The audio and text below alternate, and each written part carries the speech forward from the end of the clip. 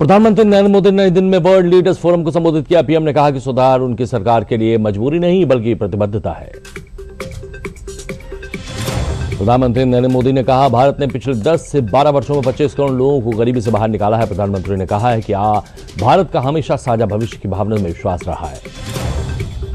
सरकार ने कहा है कि देश में घरेलू मांग को पूरा करने के लिए चीनी का पर्याप्त भंडार उपलब्ध है। खाद्य मंत्रालय ने कहा है कि वो स्थिति पर करीबी से नजर रख रहा है।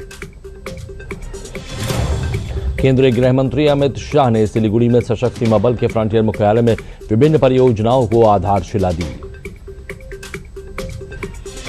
नितिन नवीन की नई टीम के ऐलान के बाद बीजेपी मुख्यालय में आज 3 अहम बैठक होंगी। संगठन मोदी एट 25 कार्यक्रम, आगामी चुनावी रणनीति पर मंथन होगा। योगी सरकार की सख्ती के बीच बरेली में नगर निगम के करीब 1 दर्जन अवैध अतिक्रमण ध्वस्त किए गए। केंद्रीय स्वास्थ्य मंत्री जेपी नड्डा ने शुक्रवार को देश में H1N1 इन्फ्लुएंजा की मौजूदा स्थिति और तैयारियों की समीक्षा की है। लखनऊ में भारी बारिश हुई है। शहर के कई इलाकों में जलभराव देखने को मिला है। कल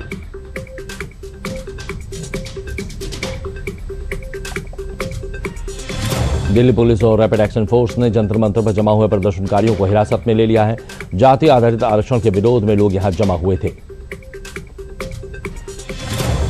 प्रयागराज में गंगा और यमुना का जलस्तर तेजी से बढ़ता जा रहा है। बाढ़ से निपटने की तैयारियां पूरी हैं। एनडीआरएफ, एसडीआरएफ की टीमें निगरानी में जुटी हुई हैं। भारत की अध्यक्षता में हुई ब्रिक्स पर्यटन मंत्रियों की बैठक में जयपुर घोषणा पत्र को सर्वसम्मति से मिली है मंजूरी। ब्रिक्स देशों के बीच एआई अनुकूल पर्यटन जैसे क्षेत्रों पर जोर दिया गया।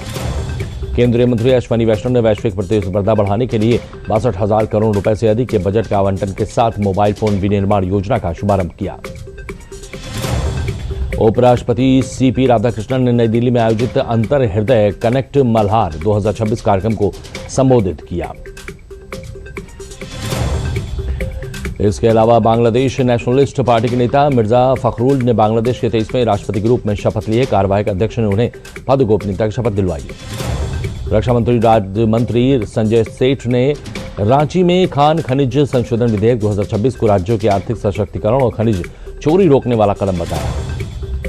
नई दिल्ली में एनएचएआई और एनआरएसबी ने राष्ट्रीय राजमार्गों पर सड़क सुरक्षा प्रणालियों की व्यापक समीक्षा के लिए संस्थागत बैठक की है। सड़क सुरक्षा और मजबूत करने पर जोर दिया।